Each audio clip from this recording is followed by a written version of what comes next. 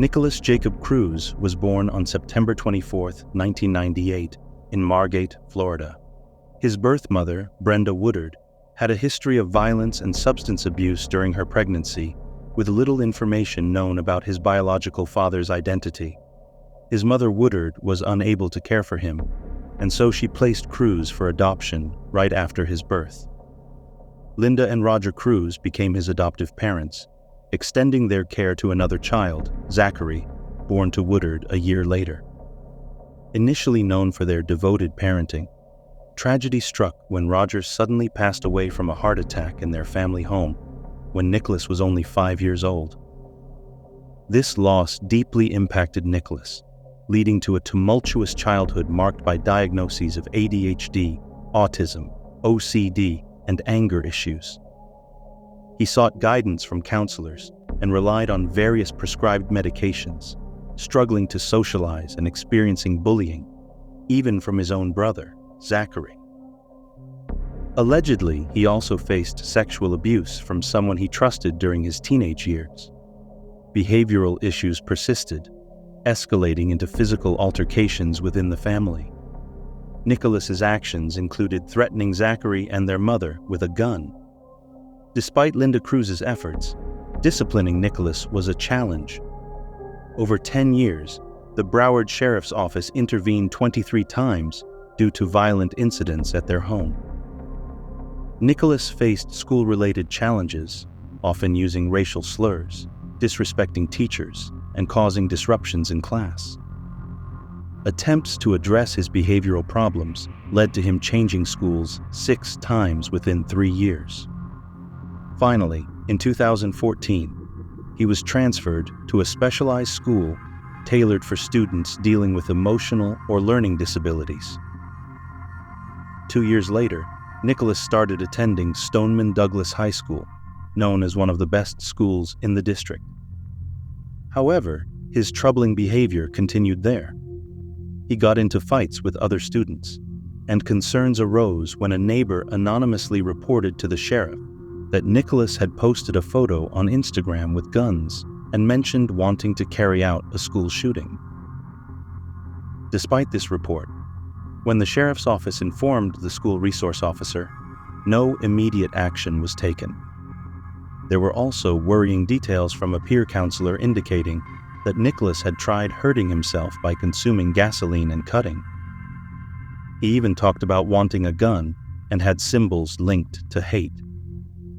Despite these red flags, a mental health clinician didn't see the need to commit Nikolas under the Baker Act, a law providing emergency mental health care for those unable to recognize their need for treatment due to mental illness. Had he been committed under this act, it might have affected his ability to buy a firearm later. Nikolas also posted distressing images on Instagram, showing the harming of animals. At 18, he declined further mental health support from the school. Soon after getting into a physical fight, he was expelled from Stoneman Douglas due to his history of behavioral issues. Shortly after engaging in a physical altercation with another student, Cruz faced expulsion from Stoneman Douglas High School due to his history of aggressive behavior and disciplinary issues. On February 8, 2017, he opted to join off-campus learning centers, tailored for students facing difficulties in traditional schools, offering high school diplomas and vocational training. Only 3 days later, Cruz purchased the AR-15, the firearm he would later use in the shooting, from Sunrise Tactical Supply. The firearm was obtained legally. Cruz also legally purchased a total of 10 other shotguns and rifles prior to the shooting. To make things worse, in September 2017, Nikolas left a troubling comment on a Mississippi YouTuber's channel, suggesting he might become a professional school shooter. Upon hearing this, Ben, the YouTuber, quickly reached out to the FBI. They tried hard to track down the person behind the comment, but couldn't find any leads. A heartbreaking event followed in November 2017 when Nikolas lost his mother, Linda, to pneumonia. It left him shattered and devastated. After his mother's passing, Nikolas and his brother moved in with Roxanne Desham, a close friend of Linda's. But things didn't work out, and Nikolas left Roxanne's home within a month. She had called 911 several times after finding out about his guns and witnessing him causing damage and getting into fights. James and Kimberly Sneed then offered Nikolas a place to stay, allowing him to keep his guns as long as they were safely stored. During his time with them, they found him to be polite, and they didn't see any alarming behavior. Then, on January 5, 2018, the FBI got a tip from someone close to Nikolas. This person was worried about his possession of guns, disturbing posts on social media, and a potential plan for a school shooting. Unfortunately, despite this warning, the FBI chose not to take action. On February 14, 2018, Nikolas Cruz put his plans shooting into action.